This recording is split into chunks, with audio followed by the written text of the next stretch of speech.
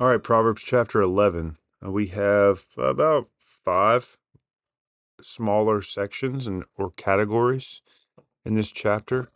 The first one is honesty slash integrity, and it begins with saying that a false balance is an abomination to the Lord. The term false balance makes us think that this is kind of in a business marketplace context. So this is not just honesty in general, but honesty in the workplace, honesty as a self-employed person, and false balance represents weighing your options, weighing money. I mean, anything from not giving the right change back to someone that would kind of be on the more literal side of it, to just not deciding fairly in your business dealings. Anything when you're lacking honesty. And it's not just wrong, it's an abomination to the Lord. He hates that. Instead, a just weight is his delight, which shows us one, that God cares how you live in every single area of your life. If he cares about how you live and behave in your business, in your employment, well, certainly he cares in how you behave in worship, right? I mean, a lot of times we think God only sees us when we walk in the church doors, but he sees everything. And that's why the book of Proverbs has been called the blue collar Bible, because it it's not super high and lofty theological terms. It's a lot of it's just a common sense. And it's in order to paint the picture that God cares about how we live in every area of our life. So, um, verse 2, when pride comes, then comes disgrace, but with the humble is wisdom. So this is how you can see a connection here.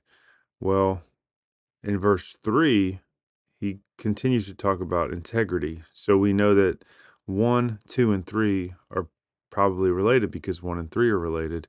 So how does 2 come in? Well, it's parallelism. False balance is pride. So in verse 1, a false balance is an abomination. Verse 2, when pride comes, then comes disgrace. Abomination to the Lord is similar to disgrace. False balance shows an underlying pride. So when you are dishonest in any area of your life, that is pride. But the one with a just weight is doing that because he's humble, and your humility comes from wisdom. The integrity, which integrity is like an internal honesty. So, honesty with others, you can, it could be found out if you're dishonest to others. But integrity is something that really is just between you and the Lord. And I think that's the distinction there. And when you have integrity, you're a man or woman of integrity, it's going to guide you through this world that God has created. It may not always feel like it, but what the proverb is setting up here is that your life is meant to be lived for God with integrity to him, and he will protect you. He will guide you, and he will provide for you and deliver you from evil.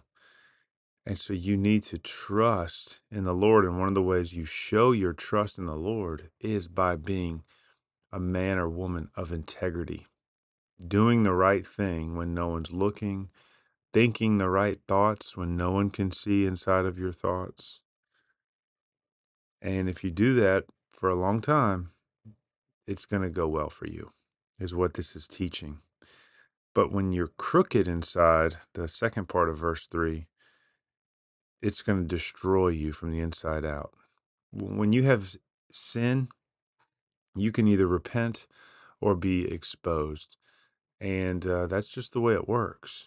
If you keep feeding sin inside of your mind, eventually it's going to work its way out into your behavior. And then your behavior is going to start causing you consequences. The next section, beginning in verse 4, teaches us about the destiny of the wicked and the righteous. And this is a major theme throughout the book of Proverbs. I mean, the righteous versus the wicked. And you could just say that over and over and over in your head. There are two paths. It all begins back in Psalm 1. The blessed are not those who walk in the way of the wicked, etc. You got the path of the righteous and the path of the wicked. And it's the narrow way and the wide way that Jesus teaches about in Matthew 7. And he describes that from verse 4 to 8. And it's obvious. I mean, we know this. But the question is, are we on the right path? Riches do not profit in the day of wrath, but righteousness delivers from death. Just a little observation here. This connects from business dealings and honesty and integrity to destinies. So verse 4 through 8 is more about destiny. And when you gain riches, maybe through a false balance, it does not profit you in the day of wrath when you meet the Lord. But righteousness will. It will deliver you from death. The righteousness that you receive from Christ will deliver you from eternal death. And the righteousness you attempt to walk in with your integrity will deliver you from worldly consequences. And that's the way God set it up. For the most part, when you do good, you will reap good. Now, what's a big exception to that rule? Christ. He was perfect, and yet he went to the cross for a sinner's death. But he was vindicated. It just took some time, 3 days. And now he's resurrected in glory, ascended in heaven, sitting at the right hand of the Father. So, if that happened to Christ, and these verses are still true, well, then we can also expect perhaps it won't go super well for us right at first. But that doesn't mean we should stop doing what's right. The righteousness of the blameless keeps his way straight. So he doesn't just choose to walk straight one day, he keeps it straight every day. But the wicked falls. The righteousness of the upright delivers them. You're delivered from sin, consequences, you name it.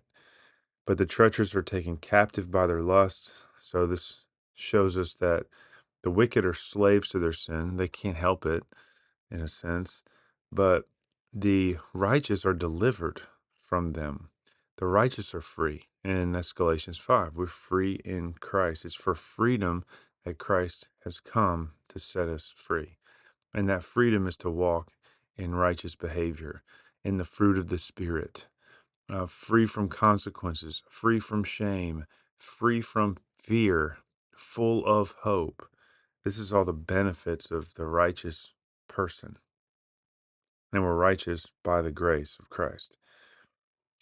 When the wicked dies, his hope will perish, and the expectation of wealth perishes too. And that just sets up the foolishness of thinking about money at death. I mean, obviously, all you live for is wealth, fame, your reputation. And as soon as you die, your hope is gone because there's no hope in getting those things anymore because you are dead. And that's the rich man who's building bigger barns to store up grain for himself and store up his things in Luke 12. He has no idea that his soul will be called for that very night. What a waste of his life, in other words. Verse 9 begins a little section from 9 to 14 on the power of speech. With his mouth, the godless man would destroy his neighbor. So we should love our neighbors as ourselves. And the mouth is the vessel by which we speak into the world. And so it begins with showing us bad speech and what that does. It destroys. but the righteous are delivered from this destruction that is caused by, I mean, think about it. You got evil people that'll slander, gossip, spread lies, they'll deceive. Now, righteous people can see through that. It gives us protection. Um, when you are wise in God's way, you will not fall victim to lies and deceit because God protects you. There's just a wonderful protection that comes with being a man of integrity. And a lot of what that is you have nothing to hide. You have no ulterior motives. You're a transparent person. You're living as if your life could just be cut open and placed on a billboard, and there would be no shame there. All right, 10 and 11 go together. When it goes well with the righteous, the city rejoices. When the wicked perish, there are shouts of gladness. But by the blessing of the upright, a city is exalted. But by the mouth of the wicked, it's overthrown. And this just shows the power of speech in a community and what it does. Think about your church. Think about your friend group. When it goes well with the righteous, the city rejoices. So, weep with those who weep, laugh with those who laugh, mourn with those who mourn. And your speech is a big part of how your community does that together. By the blessing of the upright, a city is exalted. A community is exalted or brought high by the blessing of the upright. But the mouth of the wicked overthrows it. You can destroy a community with your tongue. You can build it up with your tongue. Now, how do we deal with bad speech in a community? Well, verse 12 tells us when you're belittled by your neighbor, you remain silent. A man of understanding remains silent. Don't fight with them. Don't bicker. Don't repay evil for evil. Just remain silent. I mean, just ignore them. I tell my kids this all the time. When someone's mean to you, just literally ignore them. Don't show them that it gets to you because they'll keep doing it. And that's kind of obvious to us, but we lack the discipline to do that at times. Just ignore rude comments. There's someone in your community that does this, they're immature, ignore them. Ignore every time they say something rude. And eventually they'll get the picture. If they don't, bring them aside and talk with them. In verse 14, in the abundance of counselors, there is safety. So use your speech for good in that case. After the fact, just share with them their sin. But make sure you remove the plank out of your eye first before you try to remove the speck out of their eye. And don't gossip to others about it. Verse 13, he who is trustworthy in spirit keeps a thing covered. Remember, love covers a multitude of sin. So how do we talk about this? Well, you can just zip your lip and not talk about it at all, or bring it up to that person, but there's no need talking about it to someone else. Unless you need counsel. In an abundance of counselors, there is safety. So from 12 to 14, that's a great little recipe or remedy for how speech could destroy a community and how you as a Christian can help protect and shore up that community from the evil. And that takes loving your neighbor. You got to love the community to do that. Okay, next section. Well, 15 is kind of like a transition verse. Whoever puts up security for a stranger will suffer harm, but he who strikes hands and pledges secure, or who hates striking hands and pledge. So basically, this person is using his speech by striking hands, but also showing, as we move into a section on selfishness. So it's a transition verse in that way. And 16 to 22, we're going to talk about selfishness. Begins in 16, gracious woman gets honor, and then look at 22. beautiful woman without discretion. So those are kind of bookended. It doesn't talk about women a lot in these chapters, like 10 through 15. But here, I think it stands out to bookend this section. So we get gracious women who get honor, but violent men get riches. And then back to the kind man benefits himself, but a cruel man hurts himself. So we got gracious and kind, and then we get violent and cruel. So those verses are connected. The man who is kind or selfless benefits himself. He gets a reward for being selfless. Um, I'm just going to pick a few more of these as we kind of move through this a little quicker. Um, verse 20, those of crooked heart are an abomination to the Lord, but those of blameless ways are his delight. That reminds us of verse 1. God cares how you live. I mean, he's not just like you can't just program it. You can't just cheat the system. If you live a certain way and just your behavior, then you're going to reap certain rewards. It's not like a science experiment. There has to be a heart and love behind your actions, and God cares about it. He cares if you live righteously or wickedly. Verse 22, a gold ring and a pig's snout is a beautiful woman without discretion. So it shows the waste of beauty if you don't have wisdom. Men, that's something to look for in a wife. Is she wise? Does that come out in her behavior? Women, that's something to strive for, to be a woman that is beautiful with discretion. Strong, strong words though. Gold ring and a pig snout. That's basically what you're being called if you don't have wisdom. A pig. Um, from 23 to 27, the theme is generosity. Look at 24. One gives freely, yet grows all the richer. Another withholds what he should give and only suffers want. This is another major theme throughout Proverbs, and this is how charity works. And I think we intuitively know this because we understand that God wants us to give of our finances to him. And depending on your personality, how you were raised, your income, etc., this may be an easy thing to do or a difficult thing to do, but you have to trust the Lord. This is a wonderful example of how to trust the Lord and how to have integrity. Matthew 6 tells us we should give secretly. So this isn't something you really need to do in community. This is something you need to practice between you and the Lord.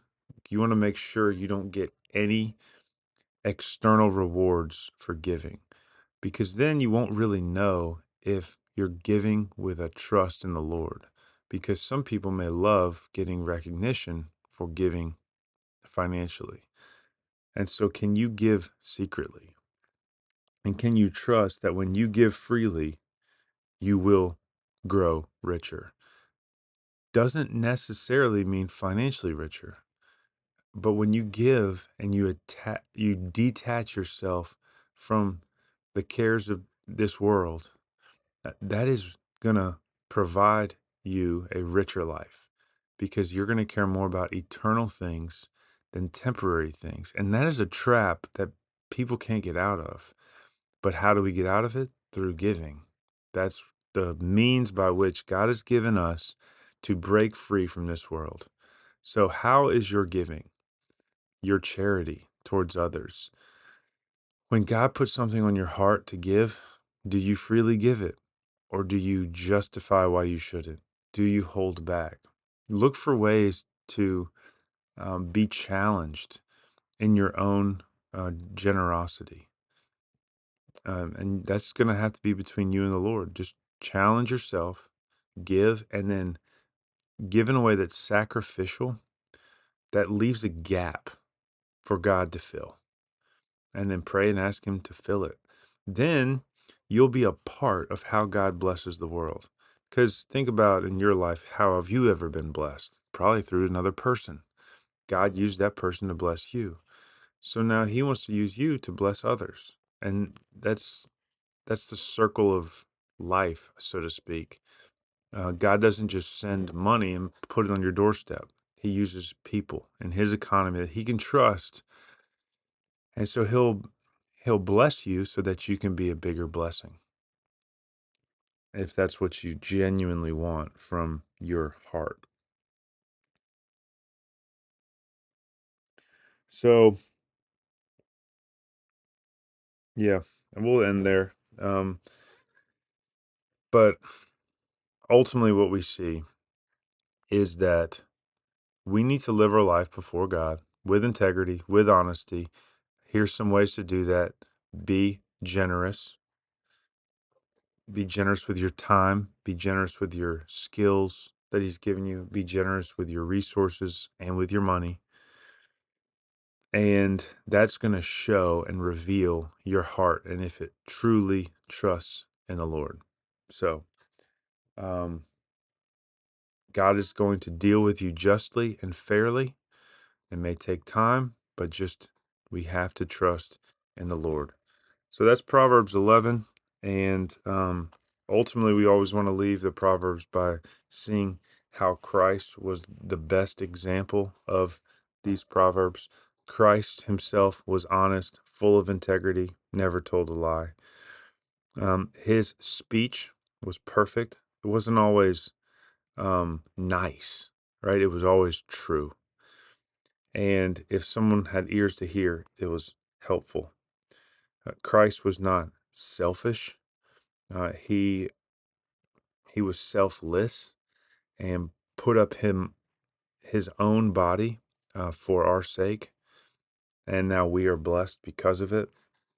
And that shows his generosity. If God the Father can be generous with his Son, if Jesus the Son can be generous with his own body, then certainly we can trust the Lord with our money. All right. Thanks for listening, and praying for you guys that you can put these things in place in your life and be wise men and women who love the Lord with all your heart.